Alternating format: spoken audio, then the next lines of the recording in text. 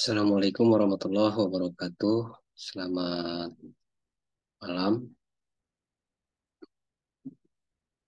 Yang saya hormati Bapak Dr. Andes Ucu Darussalam, ST, MT, selaku dosen pengampu mata kuliah komunikasi data dan jaringan komputer. Dalam kesempatan ini, saya akan mempresentasikan terkait proyek tugas ujian akhir semester.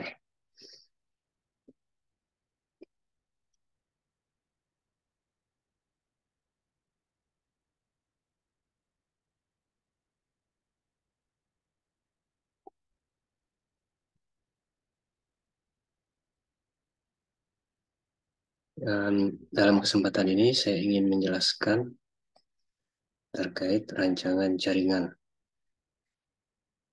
tugas proyek mata kuliah komunikasi data dan jaringan.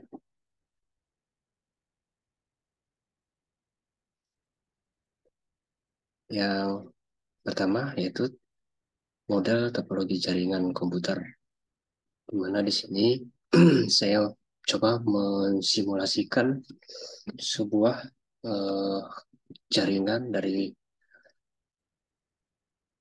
sebuah kantor pemerintah di Kabupaten Penajam Pasir Utara, tepatnya kantor Dinas Komunikasi dan Informatika,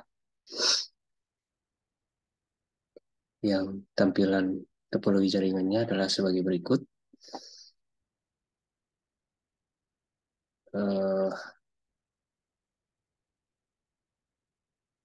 Di mana di sini saya membuat satu buah server dengan nama Diskominfo. Kemudian saya menambahkan 4 buah suite, di mana masing-masing suite saya kasih nama sekretariat, bidang statistik, bidang IKPH, dan bidang AIP. Kemudian setiap suite ini menampung beberapa unit PC client yang saya beri nama masing-masing PC yang ada di apa namanya bidang-bidang itu, bidang-bidang tersebut ya. Maksudnya di bidang apa namanya sekretariat itu ada visi sekretaris, visi keuangan, visi kepegawaian, dan visi sapras. Begitupun juga di bidang statistik ada visi statistik, visi estetik, visi kim. Bidang IKPH ada visi multimedia, visi call center, dan visi operator web. Bidang AIP ada visi operator sandi, visi teknisi jaringan, dan visi pengelola web. Kemudian di sini juga saya menambahkan sebuah access point agar smartphone pegawai atau apa namanya tablet pegawai dan laptop pegawai yang menggunakan perangkat device ini bisa terkoneksi ke jaringan server Diskominfo ini.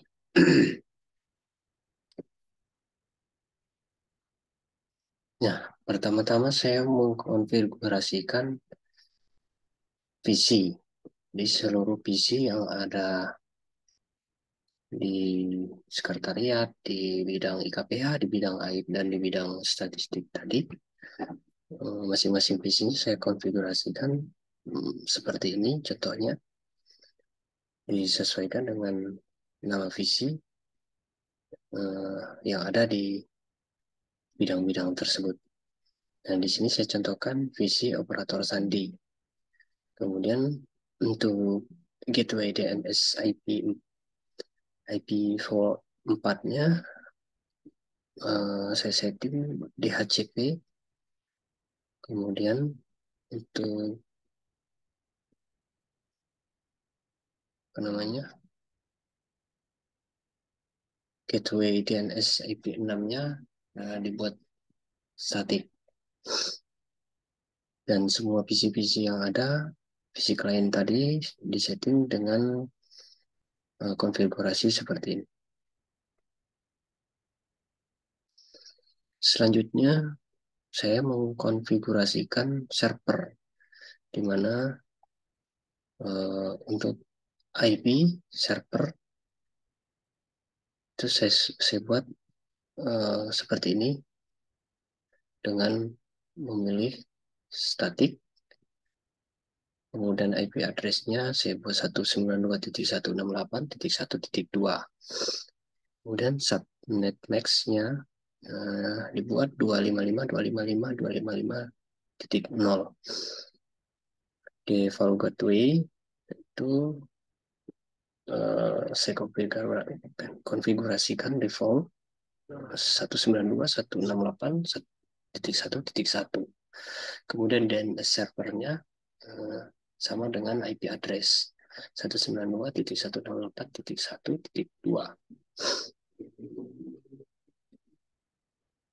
Selanjutnya saya mengkonfigurasi DHCP atau apa namanya, Dynamic Host Connection Protocol. Nah, di DHCP ini pertama-tama untuk service saya on-kan dulu, kemudian full name-nya diberi nama server pool, kemudian saya mengatur range IP address-nya dari 192.168.1.0. Kemudian mengatur subnet max 255.255.255.0 yang maksimum number of user-nya itu ada 255. Kemudian di add, maka IP address tadi otomatis akan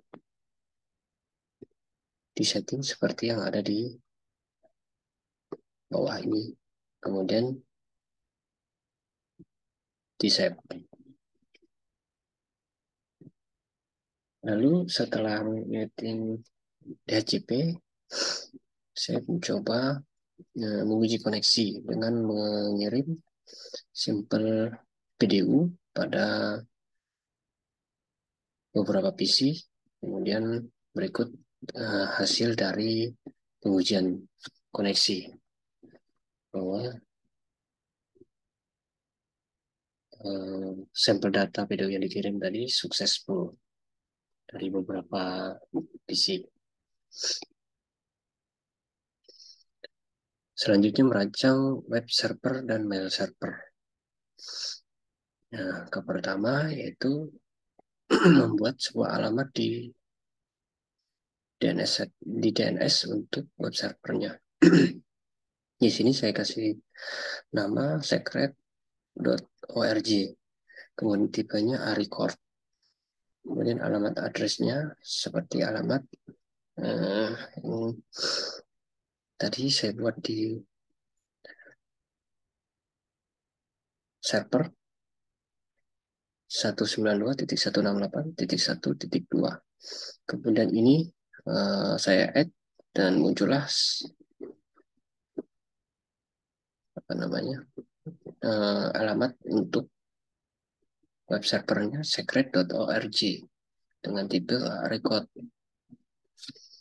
dengan IP address 192.168.1.2. Nah, setelah itu saya membuat tampilan web servernya dengan mengedit HTTP agar tampilannya sesuai dengan yang diharapkan. Nah, di bagian HTTP ini ada teks yang saya sesuaikan agar nanti tampilannya sesuai dengan apa yang kita harapkan.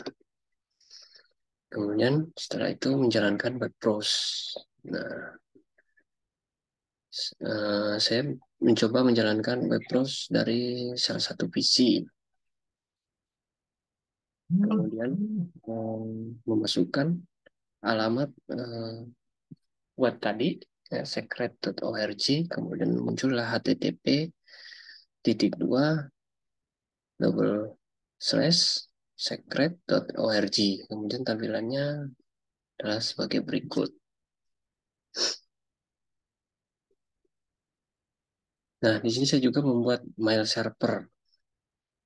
Ini saya mengkonfigurasikan DNS-nya dengan membuat nama info.com untuk alamat emailnya nanti.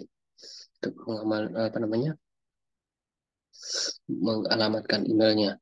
Kemudian dengan IP address 192.168.1.2 menggunakan IP address server.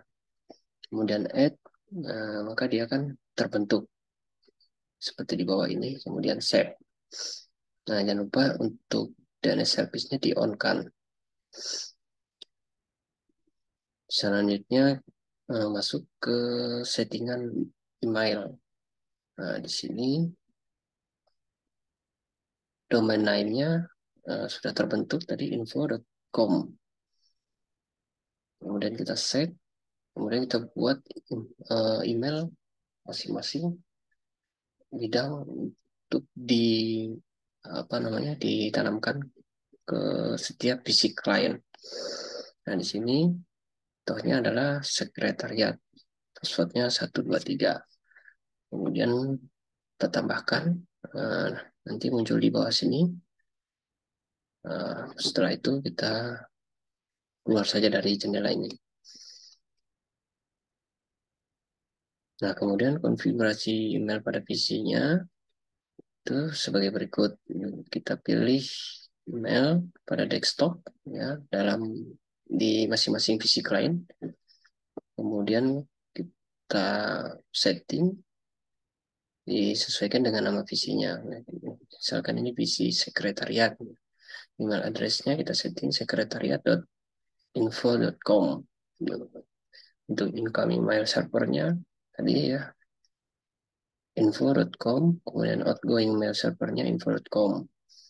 Untuk username kita samakan dengan nama PC-nya sekretariat, kemudian passwordnya kita buat 123. Kemudian jangan lupa di save.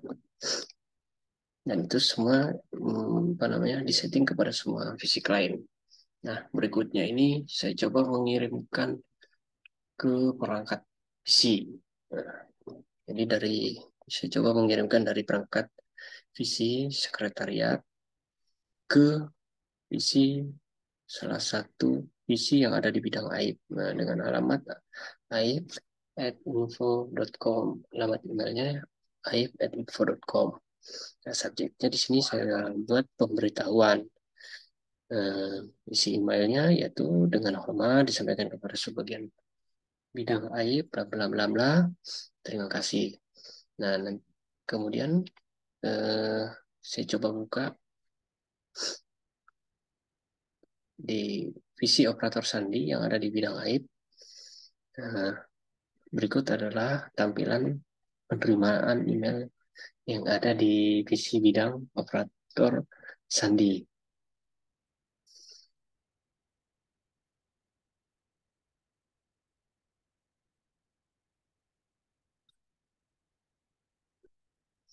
Baik, itu tadi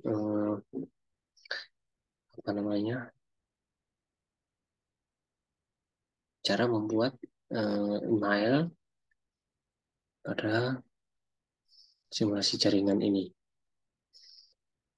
Nah, selanjutnya di sini juga saya membuat sebuah jaringan IoT atau Internet of Things dengan menambahkan perangkat smart seperti van dan garasi gudang.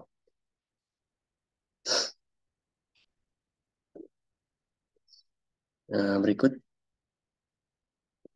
registrasi akun IoT. Nah, sebelum kita mengkonfigurasikan perangkatnya, kita terlebih dahulu membuat registrasi akun servernya. Nah, karena di sini belum ada, kita belum membuat akun server, nah kita sync up dulu, kemudian kita mengcreate sebuah akun.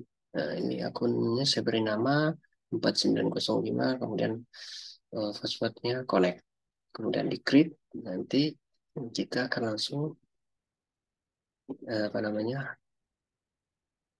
akunnya akan aktif seperti ini, IoT server device.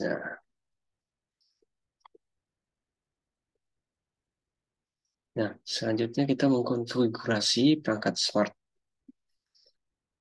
Di perangkat fun-nya kita setting demikian dengan nama display name-nya fun, kemudian kita menggunakan interface-nya wireless 0, kemudian gateway DNS IP4-nya kita gunakan DHCP, dengan nanti untuk DNS servernya akan otomatis terisi.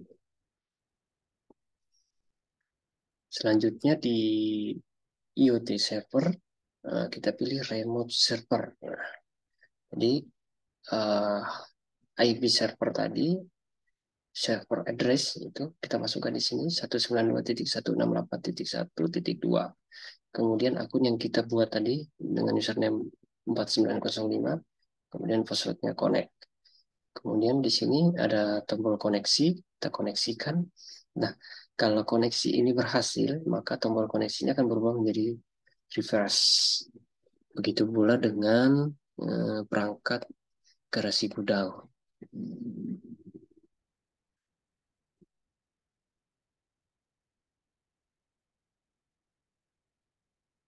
Nah, bagaimana cara mengoperasikan perangkat dari salah satu PC? Nah, berikut saya simulasikan. Saya menggunakan salah satu PC, kemudian remote dengan memilih uh, program uh, program desktop IoT monitor. Nah, setelah kita pilih apa namanya, masuk di item monitor, kita akan langsung diarahkan ke item server IoT server device. Nah, di sini akan muncul device fun dan device garasi gudang.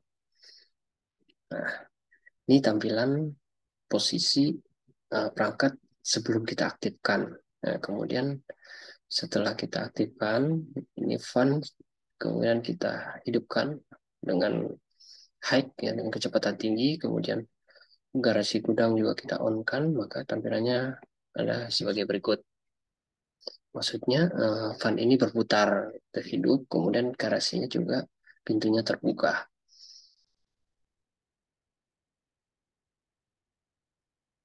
Nah, tujuan dari pembuatan struktur jaringan ini yaitu digunakan untuk mengintegrasikan seluruh komputer yang ada pada Dinas Komunikasi dan Informatika yang berkaitan dengan aplikasi, website, dan lain-lain. Dalam pengembangan jaringan ini, selanjutnya dapat ditingkatkan sesuai dengan kebutuhan manajemen organisasi. Demikian simulasi jaringan yang telah saya buat. Mohon maaf atas kekurangannya. Semoga Bapak dan pembaca dapat memberikan masukan untuk meningkatkan pengetahuan saya. Berikut saya akan coba simulasikan uh, langsung ke aplikasinya.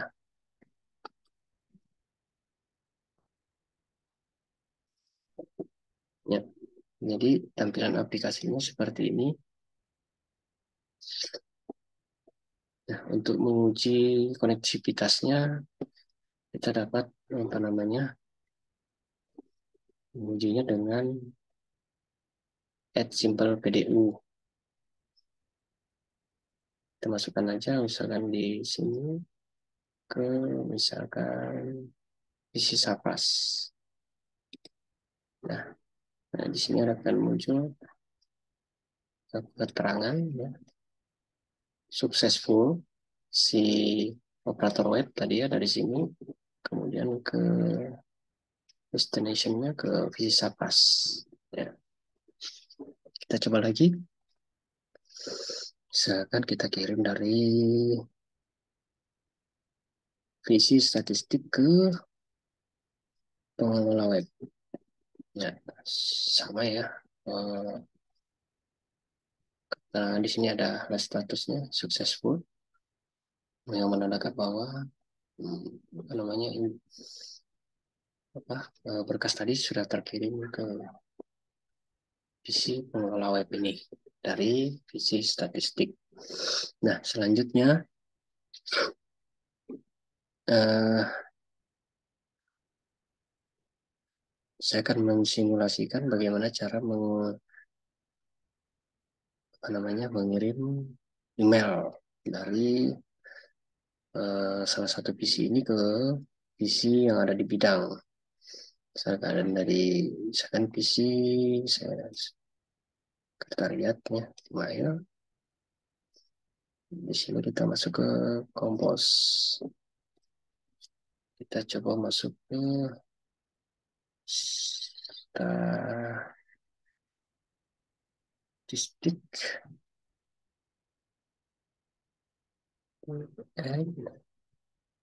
info.com. Ini subjeknya tes. Kemudian selanjutnya kita masukkan hello statistik. Statistik. Nah, kemudian kita kirim.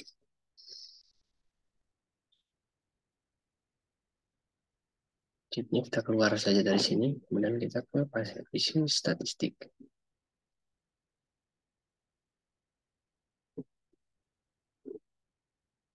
Ya, masuk ya. Ini tadi yang kita kirim, hello statistik. Ya. Dari sini kita bisa menjawab. Kita bisa mereplay, jawab, saja, oke. Sekretariat. Dan send. Ya, kita cek di visi sekretariat. Ya, statistik membalas.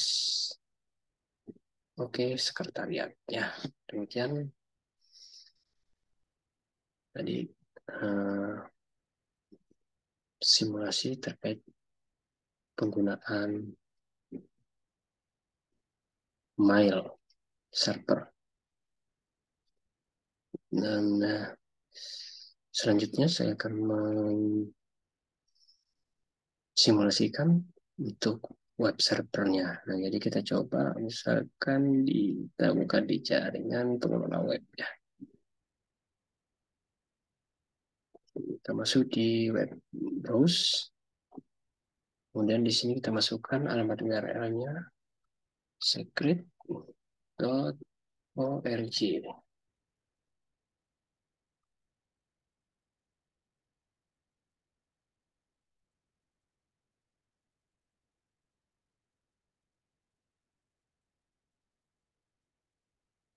Nah, di sini masukkan saja admin.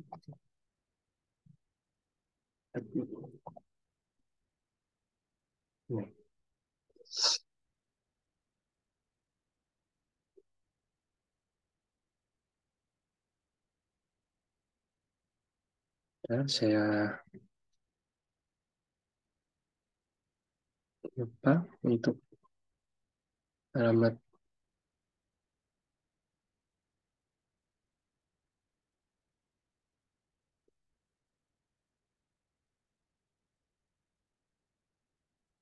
alamat web server ini.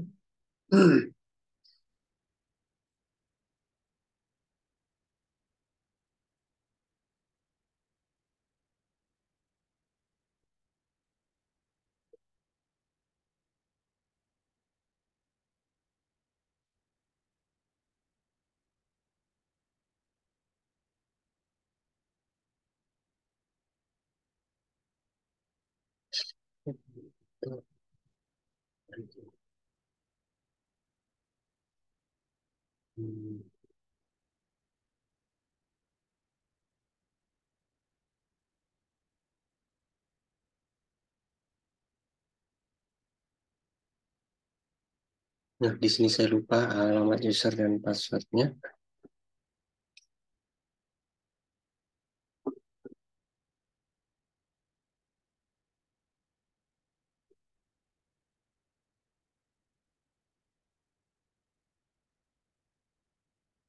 Hmm,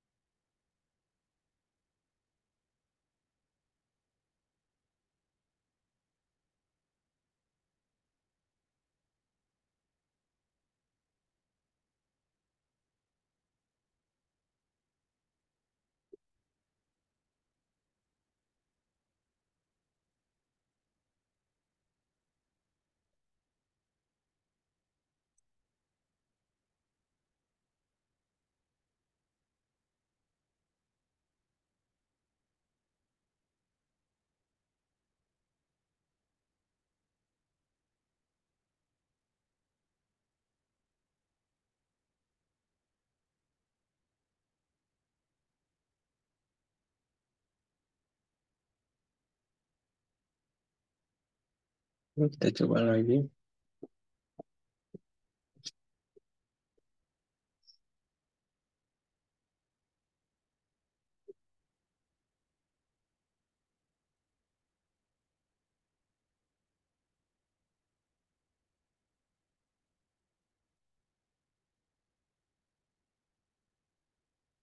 Satu sembilan dua titik satu enam delapan titik satu titik dua.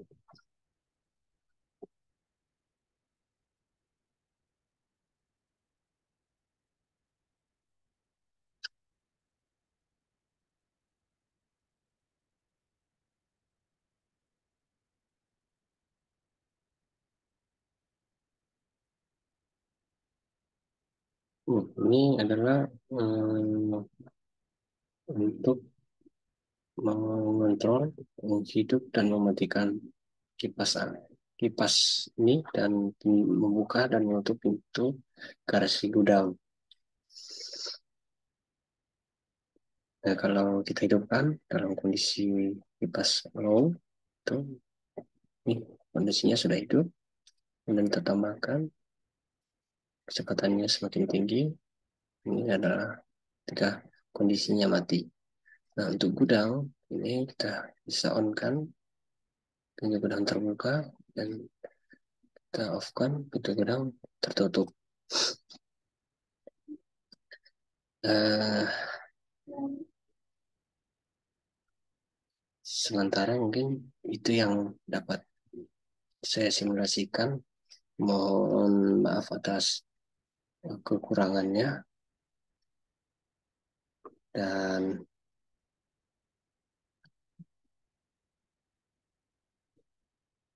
saya akhiri. Assalamualaikum warahmatullahi wabarakatuh.